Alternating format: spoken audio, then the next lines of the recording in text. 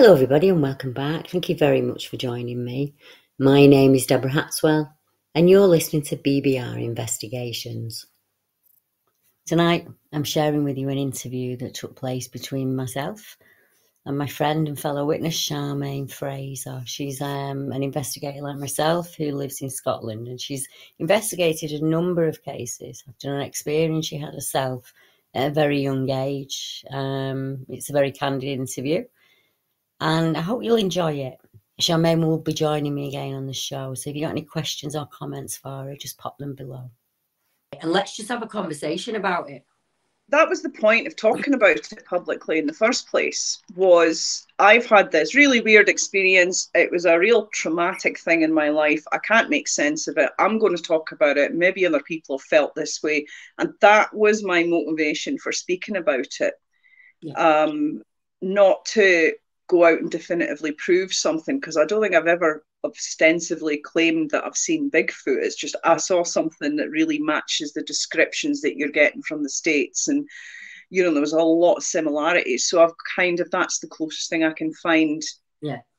But it's not definitive, and it's not up to me to prove this beyond a doubt. And no, it's not. It isn't. And I always say, like, I spent a long time, Sharon, as you know, apologising for my experience and feeling like, oh, I'm really sorry this happened to me, and I really want to investigate it. And then you get the, well, you're female. You don't get females in cryptozoology world, and you're not educated enough, and all of that stuff that they tell you. And I really took it to heart.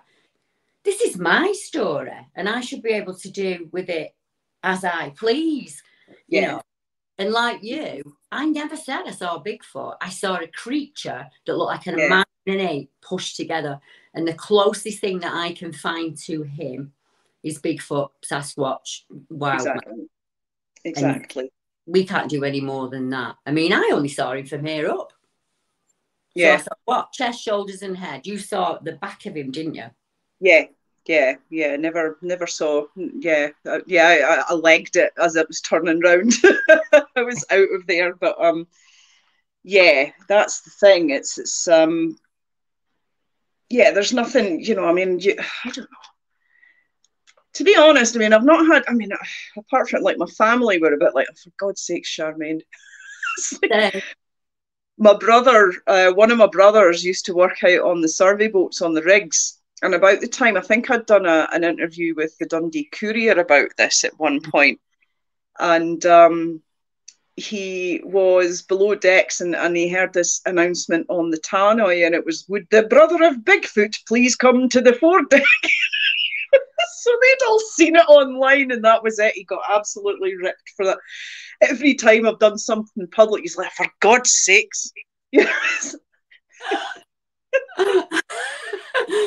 When you look at where it happened compared to Carmi Lee, it's the middle of nowhere, and back then it was even more vast. It was just vast forest, wasn't it? Now, not the it was very forested anyway. At least 3 or 4 fields worth of Sitka spruce at that time. You know what I mean? So because now that's all gone, there's not a lot of woodland left. They're actually looking to sell. My brother sent me a link the other day because he's up there. He still stays up there sometimes, and they're a way to sell off a lot of the woodland for property development and things. So it's completely changed. What I have noticed though is like where I had my sighting. And then I had a report from another place in Angus years ago, and I went out to the spot where they'd seen a large dark figure jump back into the woodland in the side of the road when they were driving along the road one night. So I went up there, and there was a stick structure. There was something really odd woven into the deer fence up there. So I've got that on my YouTube channel.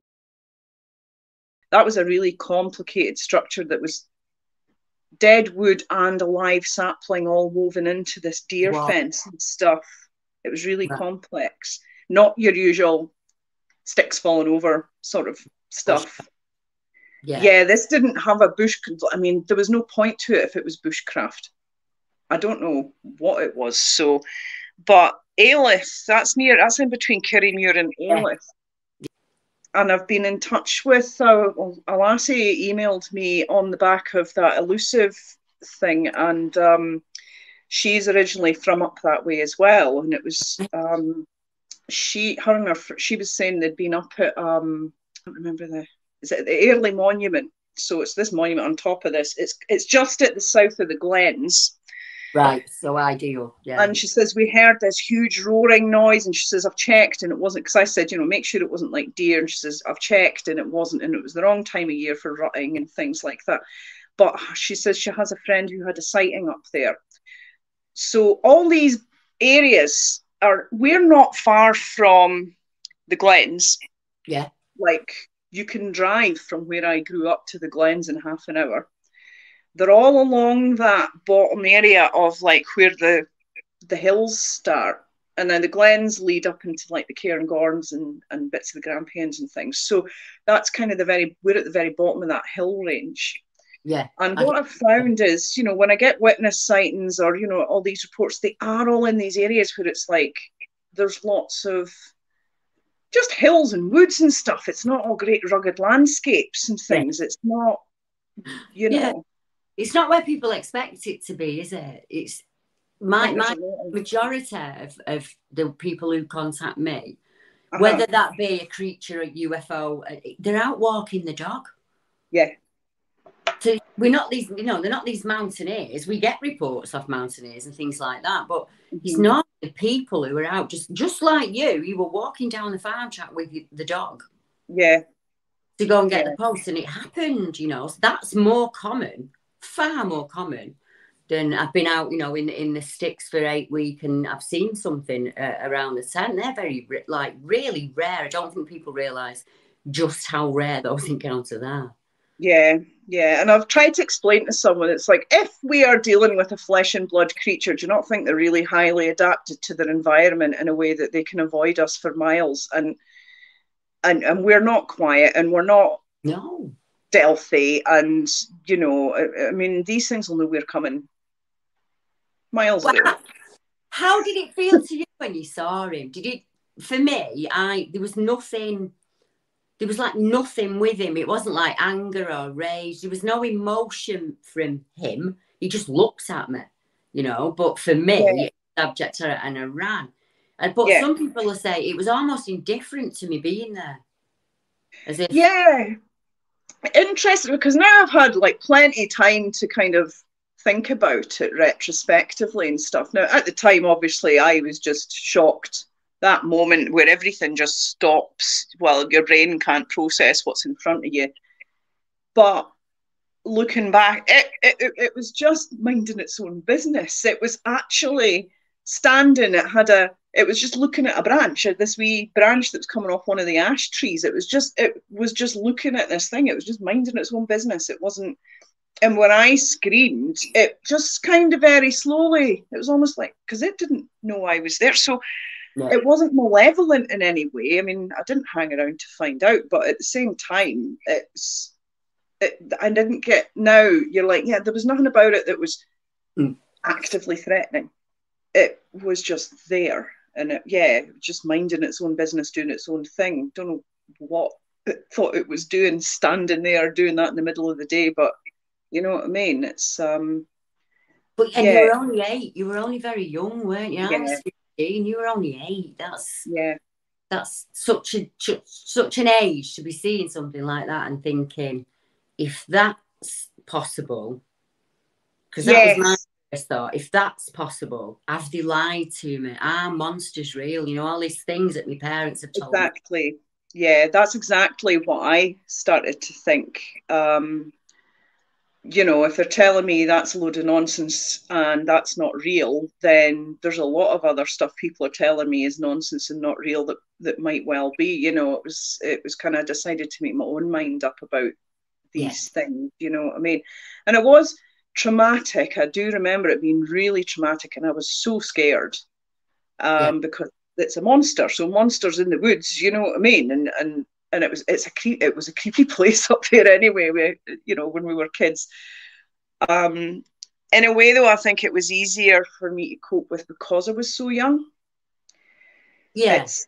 it's kind of like I think you cope with these things, like you're more resilient, you get over things if you're that young. I think things like that, when they happen to adults, they're much more traumatic, because by that time you've built a worldview, you've got your kind of ways of thinking of the world, and this just comes along and completely shatters that. Whereas if when you're a kid, you're not at that stage yet. So I've grown up since a child knowing that not everything that people tell me is real and not real is the case. You know what I mean? So it's always just been part of my life. Not that I knew what it was for decades. That's it.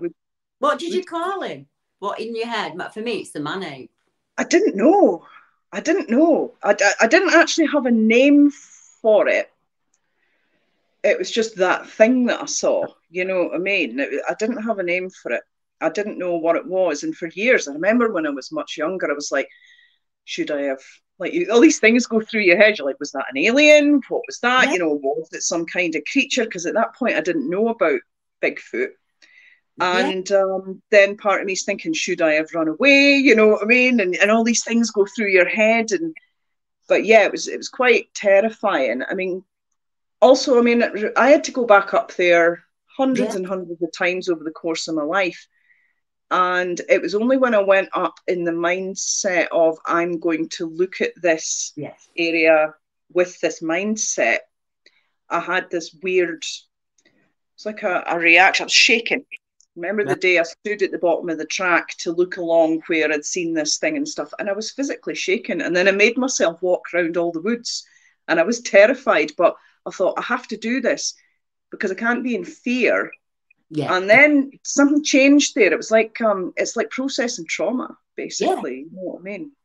And that changed it for me. And it's almost like saying to that wee lassie many years ago, it wasn't going to harm you. You know, you weren't in any danger. These things are not going to, like, hurt you. You know what I mean? I think maybe that was quite an important part of why I went and researched it, you know, because also I just wanted to, you know, wondered if, you know, could this provide me some answers? Because when you see something like, it's not like UFOs are a bit less, like I've seen a few of them over the years, but they're not the same.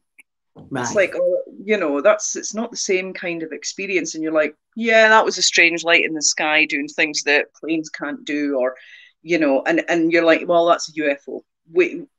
I think, you know, we just have that concept. Yeah, you accept, don't you? I see that a lot. If you see something paranormal, it's accepted. If you see something, a UFO, it's accepted. You can have a conversation with it now. We've come a really long way in that. Yeah. Creatures or anything outside of the norm, not so much. We still have to walk on eggshells with it and things like that. Yeah, very much. And people are very, I don't know, people ridicule very, very quickly. I don't know. Part of it is, I do think part of it is people do not want to believe that something like this is kicking about the woods of Britain. You know, it's either ego-driven or fear-driven, isn't it? Yeah. One of the two. And it is, I start most of my talks now with, what I saw was absolutely impossible. It cannot, in any way, shape or form, have happened, but it did. Yeah. And I didn't ask for it to happen. I wasn't out that day looking to scare myself for the next 40 years, you know? It happened, and I had to get up and go back to that place the next day to go to school. And that was my only thought for the longest time, was I went to school and I went straight home. Mm-hmm. You become quite hyper vigilant. I don't know about you, but I became quite hyper vigilant in terms of if I'm in woodland or near woodland, I'm always looking. Even when I was young, before all, you know, I kind of got into all this, and there's a certain that hyper vigilance sort of, which is a really common after effect of trauma. You know what I mean? So I'm like that to this day. You know what I mean? And not that I'm going to see anything, but it's just a habit. When I grew up, there was woods down the road and things like this. And sometimes I would just be looking down the road and you'd look to see if you could see anything moving. And it didn't make sense, but it just seemed to be something that was left over from that, you know. It's and, you know, I was told it was a neighbour back when I was a kid. And I was just like, well, I mean, Scotland is full of big, hairy men, but it But definitely wasn't one of them. I don't think the dog had reacted. The dog would not have reacted in the way that it reacted, would it? She was I mean, she was a right coothy dog. She didn't startle easily, you know what I mean? And basically, yeah, I've never seen a dog behave like that. Never. And that still sticks very much in my mind. I still remember seeing the hair up on her back. Yeah. And her eyes were kind of rolling in her. She was snarling, then whining, and snarling. It was like, and she was frozen. It was like, and she'd sensed it before I saw it. She was a good dog though. She didn't abandon me. She waited. I ran and then she ran with me. But that was kind of, that really always stuck in my mind. And I think it's because of how the dog behaved is why I always thought, no, that was something. I didn't dream that. Yeah, because the dog was with you and the dog reacted. Yeah, and it was how the dog reacted. I didn't, you know, that's one of the key things there, is because I think if it hadn't been there, I might have thought, or maybe I missaw something, maybe it would have been more easily dismissible. But yeah, that I think that's always, I've always gone back to that. It's like, because I've had people say, oh, you were hallucinating, which is quite offensive in so many terms. And I'm like, well, what about the dog then? Was the dog hallucinating with me? You know, and also I get quite offended when people cite mental health, people who don't know anything about mental health. It's your profession, isn't it? Yes. Yeah, I've got a degree in psychology and a degree in nursing. So, and I've been a nurse for quite a while now, you know what I mean? So I'm like, and you know, it's funny, we were talking about this. I said, you know, there's certain themes when people have delusional beliefs and things, are very common themes. Like the royal family comes up all the time. I don't know why. And then there's like, I'm being spied on by the government through smoke alarms and things, you know, and aliens. They seem to be the big three. Yeah. And I've never once heard anyone come out with something like that. Never once. I've only heard of one mental health related case of somebody in the States who decided they were Bigfoot and stripped off and went and ran through the woods and assaulted a hunter. That's the only, and he hadn't taken his meds, basically. Yeah. But when people say, oh, you were obviously having a hallucination, it's like, well, no, I mean, an 8-year-old,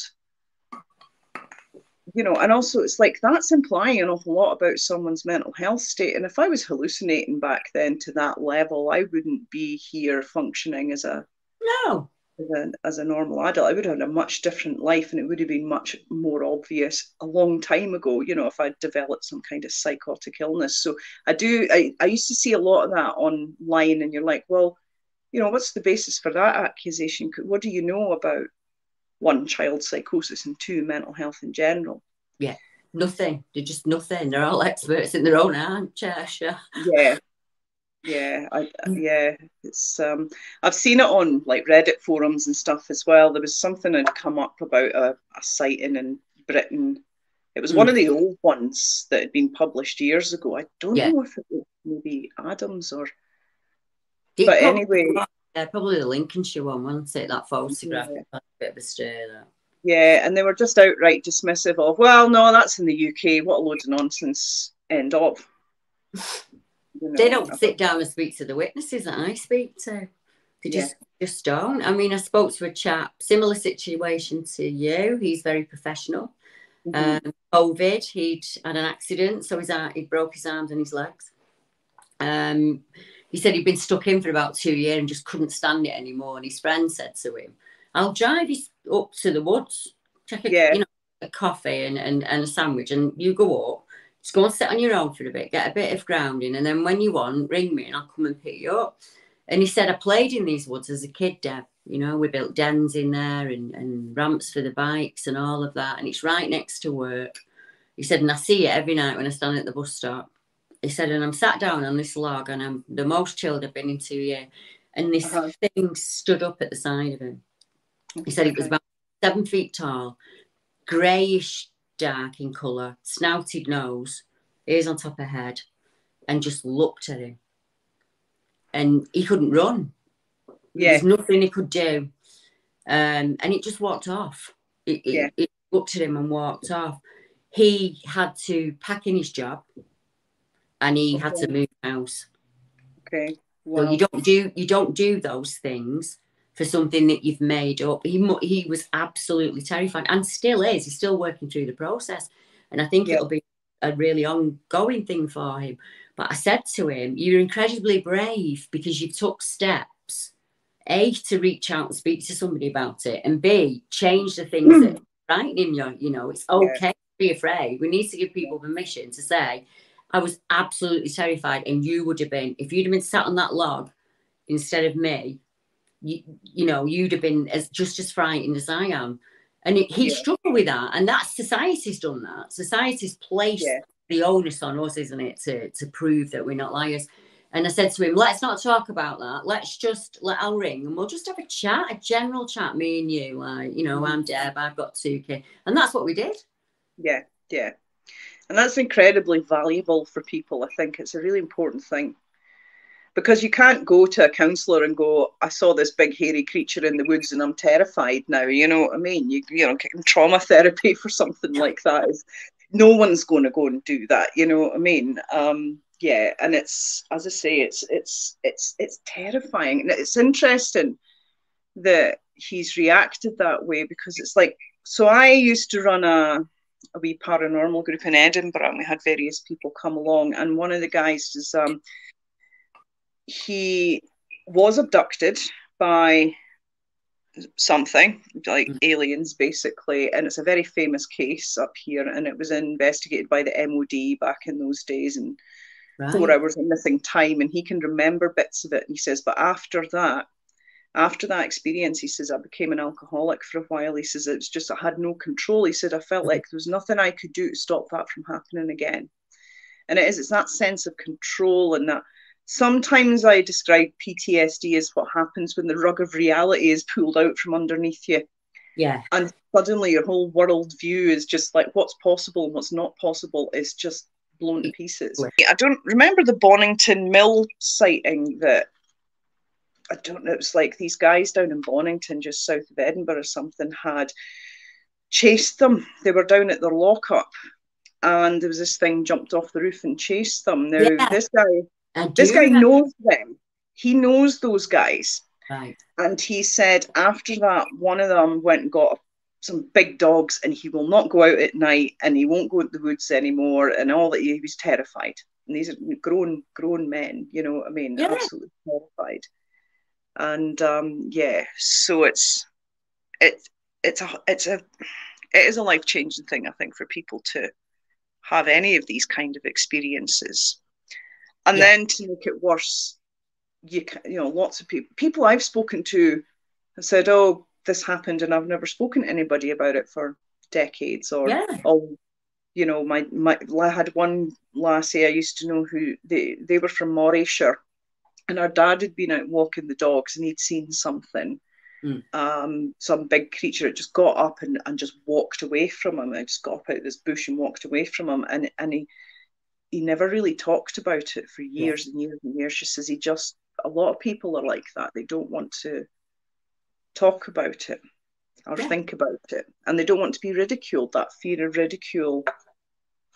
I mean, don't get me wrong, there are a few people of questionable integrity out there, you know what I mean? But at the same time, a lot of these people are just normal folk going about their lives. Yeah, they are. Civil servants, some are in the army, some are police officers, you get plumbers, plasterers, just ordinary folk witnessing the absolute impossible and then trying to, you know, get on with life after it. I believe, my thought is that you ended up in your career because of the incident that happened to you when you were younger. Partly it's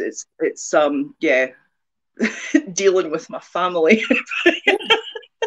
Well, I do this now, isn't it? It's like some people say to me, oh, that, like, I get a lot out of that conversation, and I say to them, yeah, but I do too. For me, I get a lot talking with another witness. When I first met you, I was like, oh, thank God, somebody who finally, is as normal as every, you know, just completely normal. And she understands, she gets me. She's been in the same situation. And like me, there were adults around me that experienced stuff that could have been put to that creature that I saw. And they refused to have that conversation or take that on board. Yeah. So that didn't help me. I mean, somebody heard a howl at Carmely, didn't they? And it was just, well, we did. I did. I mean, there was a bunch of us. Yeah, there was a group of us. So around that area, we'd go wild raspberry picking. I mean, that's really common. You know, we go out, you pick raspberries for jam and things in the summer and stuff. And yeah, I mean, that was a howl. I mean, it was a proper kind of howl, and the adults were very much, what was that? And then just dismissed it. I don't know how much, I think that was a year or two after I'd had the first sighting. And, but yeah, you know, in retrospect, you're like, oh yeah, okay. Because it wasn't anything any of us had heard before, you know. Growing up in the countryside, you know what things sound like. And yeah, that was a bit, that, and then there was the other time coming up that road in the dark, and there was something standing up at the entrance of the quarry. This big figure just standing there in the middle of the road, and from 200 feet or so, I don't know, it was a wee bit up the road, you could see the eye shine from there. Bloody hell. So it wasn't a person. I've never come across, driving across someone at night on a country road and you get eye shine off them. You know what I mean? I don't think I've ever seen that off a person, but this thing was big. And, you know, my mum's now going, I think I might remember that. But I'm like, okay, but that may not be a genuine recollection. It's because I've talked about it. One thing that is interesting is years ago when my granny was still alive, my brother lived with her. I mean, she had dementia and cataracts by that time. She was pretty old. And she said to me, one of them things is out there. He's like, what are you talking about? And she says, one of them big ginger beardy rare things is out there. And he says, Granny, that's the Rose Bay willow herb. You know what I mean? And he says, she had cataracts and she had dementia. I said, yeah, but why did she make that interpretation? Yeah. That's a really odd thing for her to say. What's a big ginger beardy rare thing? You know what I mean? I do think maybe things were seen up there that were never talked about. Yeah. Back in the day. That quarry pops up all of the time, because obviously I got back in touch with you in about 2020 because somebody got in touch with me and said that they'd seen a creature's head. But what enticed them at first was there was one lone footprint in the snow. Okay. At the quarry. And I remember thinking, I'm sure Charmaine said she found bones there, or your brother found bones there at that quarry. My sister had found a load of, she said, what she found, it looked like a shelter had been made out of branches, and it was on the edge of this big, so there was a big water hole. There was a couple of big water holes up in the old quarry up there.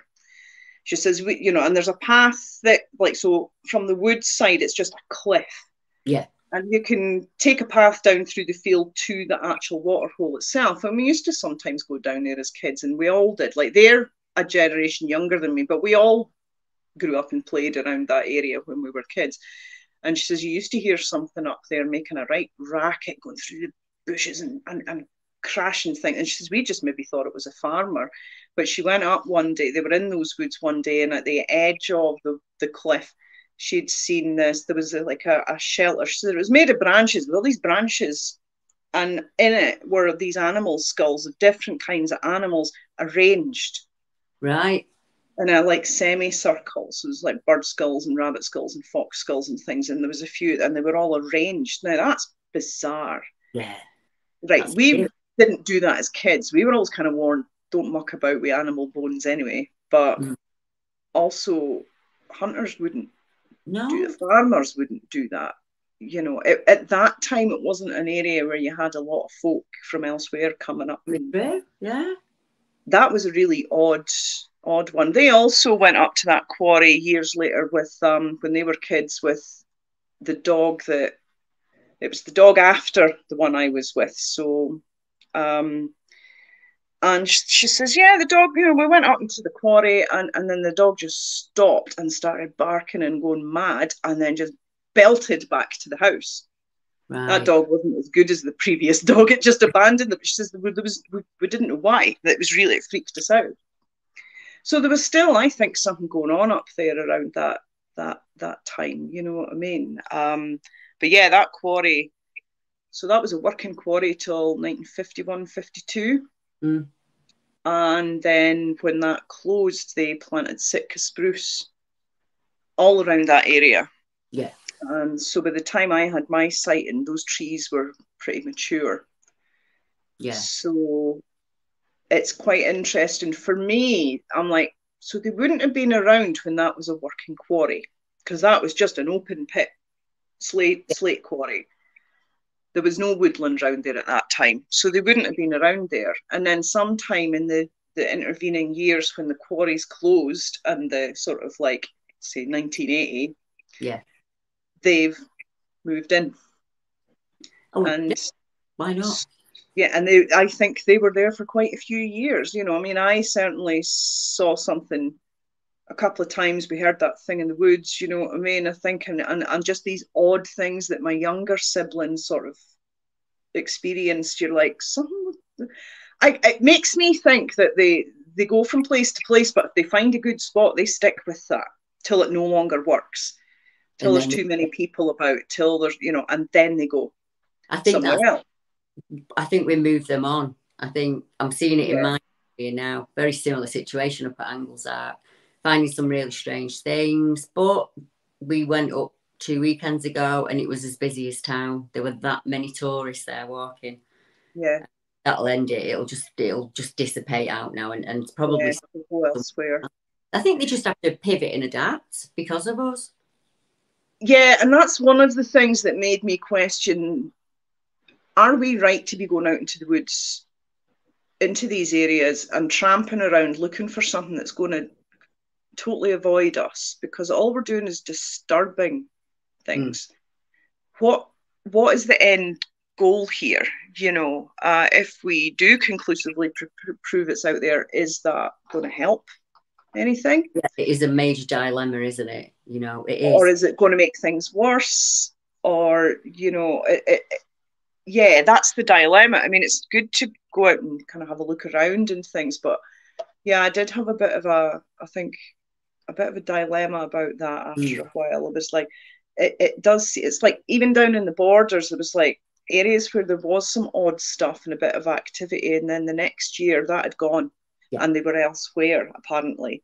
And you're like, do they naturally do that, or is that because people are, I think, out in their area, or what or you know, early man did that, Char. So if they're living in the way that we lived, we didn't really settle in areas, so you'd have like an area that was plentiful.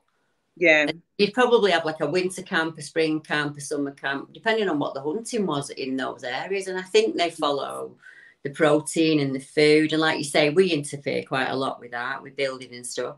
But I honestly believe that they are so more intelligent than we are. In some ways, yeah. I mean, they're highly, highly adapted to their environment. Natural environment, yeah. As I say, you're not going to sneak up on one.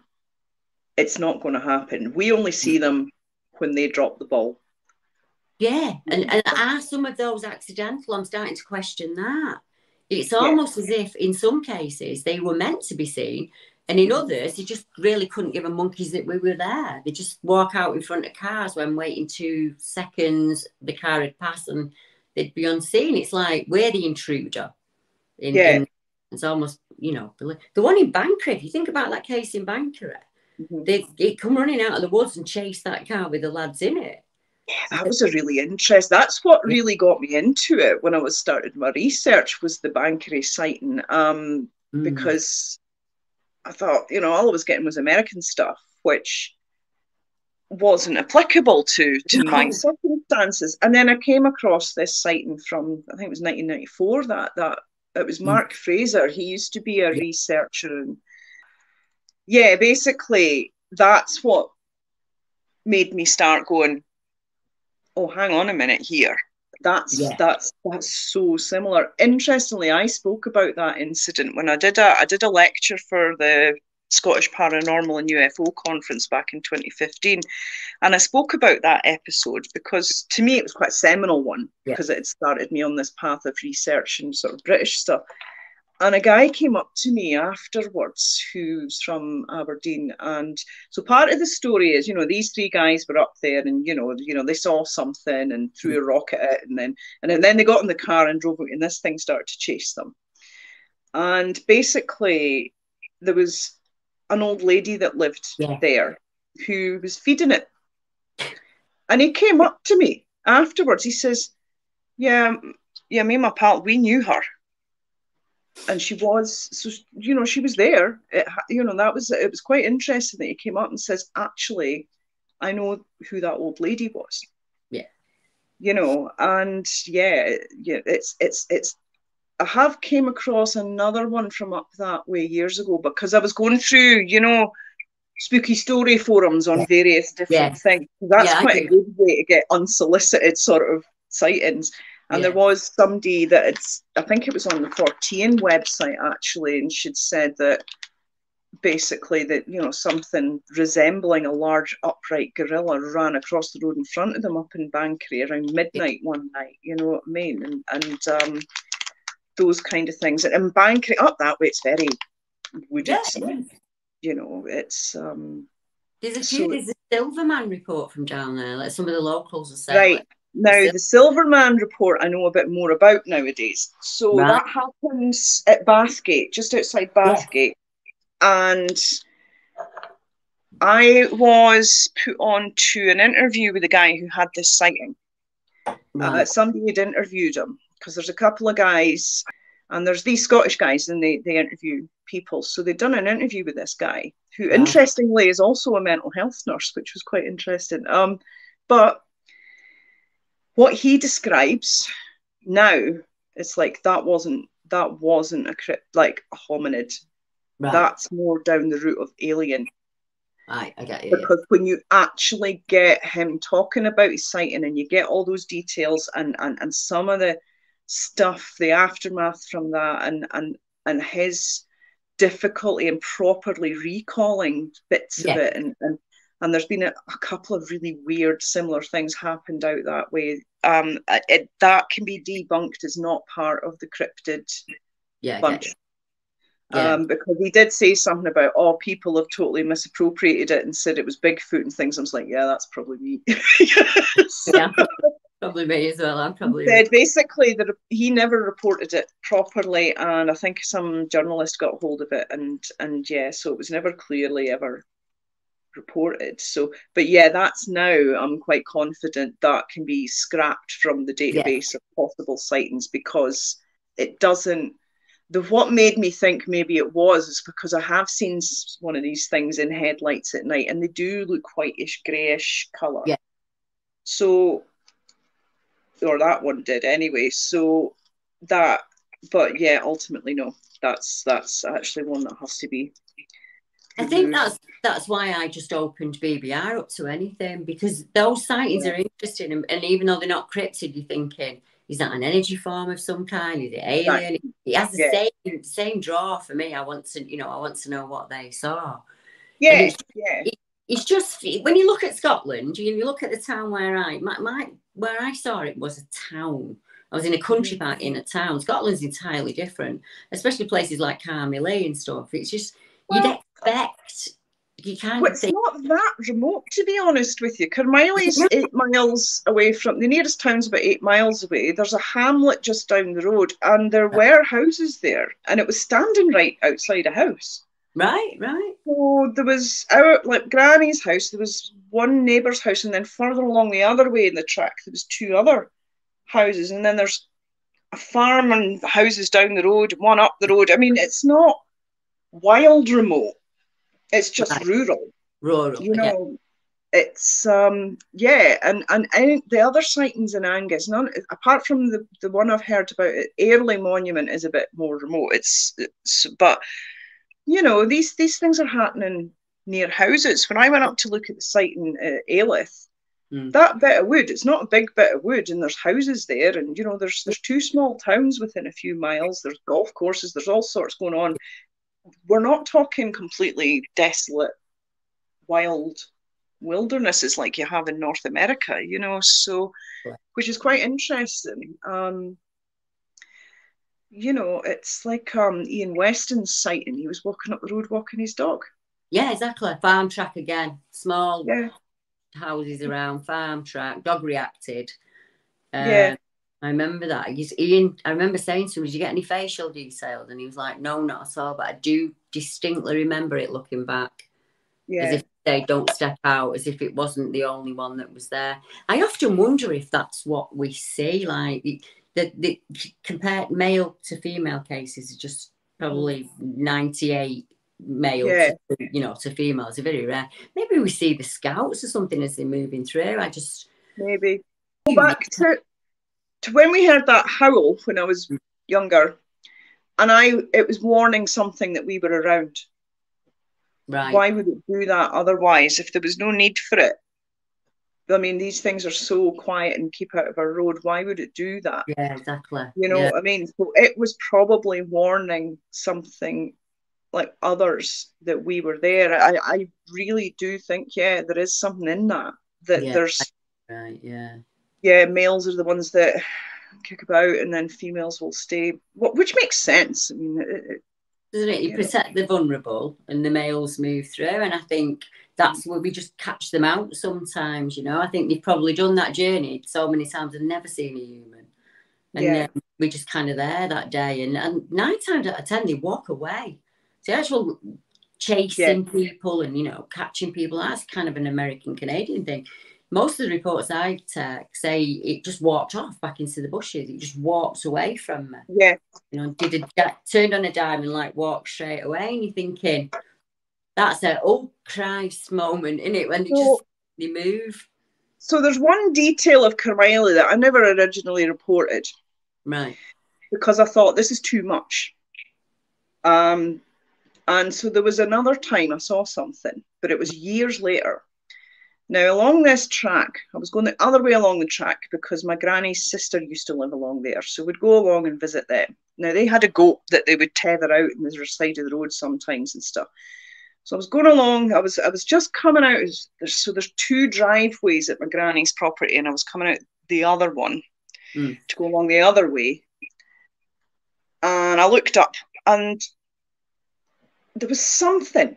And I couldn't make out what. I was like, what is that? Is that the goat standing on its hind legs? What is that? I don't know what that is. And it was like my brain couldn't quite work it out. Make sense of it. And I stood and I was looking, and then suddenly it moved, and it was a black figure. And it looked at me. It just walked. It was like that classic Patty walk. It just looked at me over its shoulder, over its left shoulder, and just strode off just up round the corner of the next bit of track. And I ran into the house and refused to come back out. Now, that one I never reported. One, because I thought, that's just too much. Yeah. That's just too much to report. At that time, when I was originally reporting it, I was really anxious that I was going to get ridiculed anyway. So I never included that. And also, I was like, for years, I doubted myself on that because it must have been a few years later now. I needed glasses by that time. So at that time, I was like, what, I was questioning myself. However, I couldn't make sense of the fact that I couldn't properly see it initially until it moved. Yeah, until it moved. It was almost like it was So there's a bit where the track goes up and round a corner, and it was like, obviously, it was almost like it was standing there watching the cottages. And then I'm standing trying to make sense of something's in front of me and I can't quite make sense of this. And then it moves because it knows I'm watching it and I'm not going away. But that's really interesting because I'm like, I can't, because I'm just like, no, I don't know if I had glasses at that point or not. I needed glasses when I was about 10. But that was something, and that classic, it was just that. And the way it walked, it just 2 strides and it was off. And it just walked away from me. It saw me, just walked off.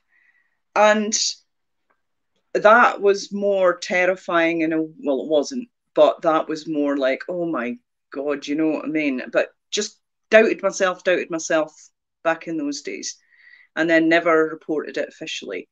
And then I've taken a few folk up there for walkthroughs and stuff, and I have said to them, by the way, this did also happen, but I never ever really included it. I never talked about that one, because then it's almost like, oh, and then I saw it then, and then I saw it, and people will just be like, yeah, you're full of it. You know what I mean?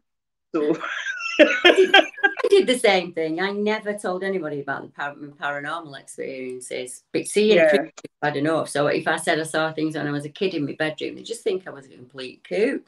So it took me a really long time to share those events. I think they're linked in some way. I don't know. I don't have an answer, Char. I really don't have an answer. No, me neither. I mean, I've seen a lot of odd stuff over the years as well. Like, I mean, I've seen more than my fair share of UFOs since I was a kid. My first UFO sighting, I was probably about 4 or 5. Right.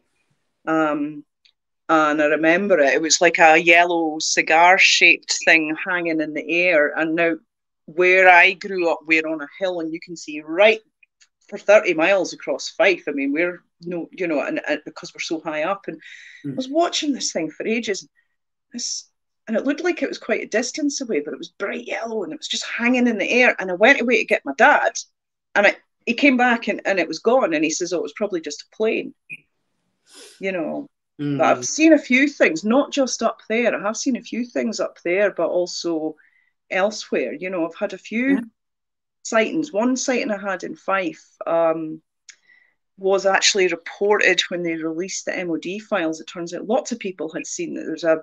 It was an orange ball of light hanging above the woods up at Falkland in Fife. I lived in Fife at this time. And I'm driving down the back road past Ladybank, and I can see this orange light in the sky hanging. It was so low above the trees you could see it lighting up the tops of the trees. Right. And it was stationary. So I slowed right down. I thought, oh, is someone lost on the hills? Is that a helicopter? But it wasn't. It was just, and helicopters are loud. Yeah, you hear them, yeah. You can hear them a mile away. And it was just stationary. So I stopped the car and I looked, and I was watching it for a bit. And then I got really freaked out, and I just got back in the car. And now that was in November 2007. Right. And then, when they released the MOD files and stuff, I remember looking through them just out of curiosity, and there was this sighting of that time, orange light seen above the woods there. Then apparently it slowly moved off up the Howe of Fife, northeast, very slowly. There was lots and lots of people had phoned the police saying there's something weird in the sky. So, and there's a guy, one of Malcolm, who runs SPI Scotland, basically, he's a reporter. He's been looking into UFO and sort of abduction things for years. He's pretty well known, and he's just recently written a book on sightings in that area. Right. Like alien stuff that went on actually in that exact area where I was when I saw them, which is quite interesting. So there's a link, yeah. I've seen lots of odd things like that, and I don't know what they are, but they're not planes. You know what I mean? It's like I'm quite careful to make sure that. Yeah, you're very erudite, Charmaine. You're not the type of person who's just going to look at a light and say that's a UFO. Yeah. You debunk everything, don't you? That's what you do. You're very analytical. You go through all of the possibilities. I think you are. Yeah, you have to be. I think you have to be, because otherwise it's just a big mishmash of stuff. And then it's not, then it really just goes into the realm of belief rather than knowledge, if you like. So you can believe that all sorts of things are going on, but when you actually see something, you have to be really careful how you've interpreted it and what the details of it were, and could it be explained by something else. And occasionally you will get something that's just like, I have no idea or explanation for what that is. That's it. You have to go through all of the dross, as I call it, to get to the bottom. I worked a case a long time ago now, where this lady was, she was in Norway, and she was receiving signals from UFO and alien at night, these light flashes and things, and every night they'd start to come on around about the same time, and that would change as the summer went on. And I realised she was filming the Scottish coast and the rigs that were out there. Right, yes.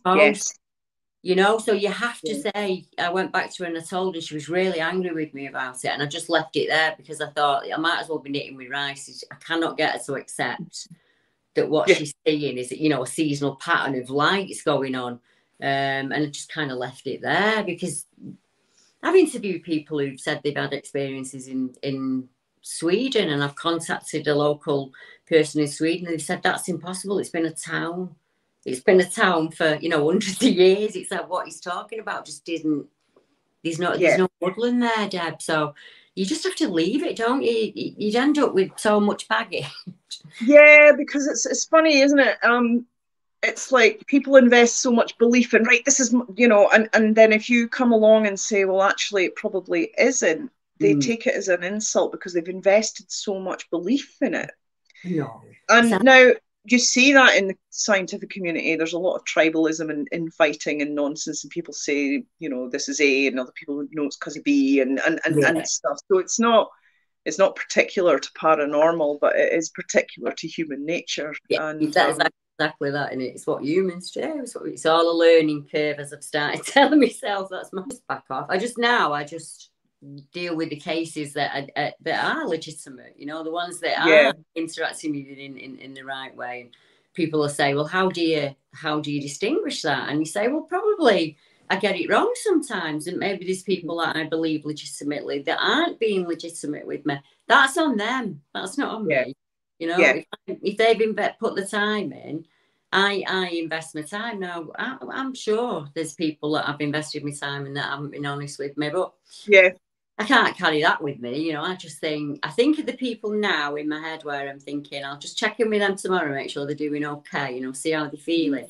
That's more important for me now than anything. I think I've heard so many testimonials that you get, that's what becomes important. It's the actual person, you know, and how they kind of, this is before the event, life, and then you don't have that anymore. That's gone. That's pre-event. And then trying to get them to accept really that it happened, and to just accept that it happened, you know. It's once you can kind of do that and get comfortable with it, for me anyway, so I can just once I got comfortable with it and I got sick of trying to be everything to everyone, and I thought it happened and I need to get over the fact that it happened, so it can either ruin me or I don't know, just use your skill set, Deb, and just push us forward as much as you can, because I don't want anybody else. I'm still getting child witnesses now. I got one 2 years ago in Leeds. Dad got in touch with me. He'd seen it cross the school playgrounds.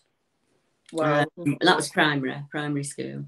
So you're thinking there's still child witnesses out there. There's still Debbie and Charmaine's and Ian's and, you know, the rest of us and James and all the ones I can think of coming up. Yeah. But I think it's going to be easier for them. I watch my grandchildren and they discuss it like it's nothing.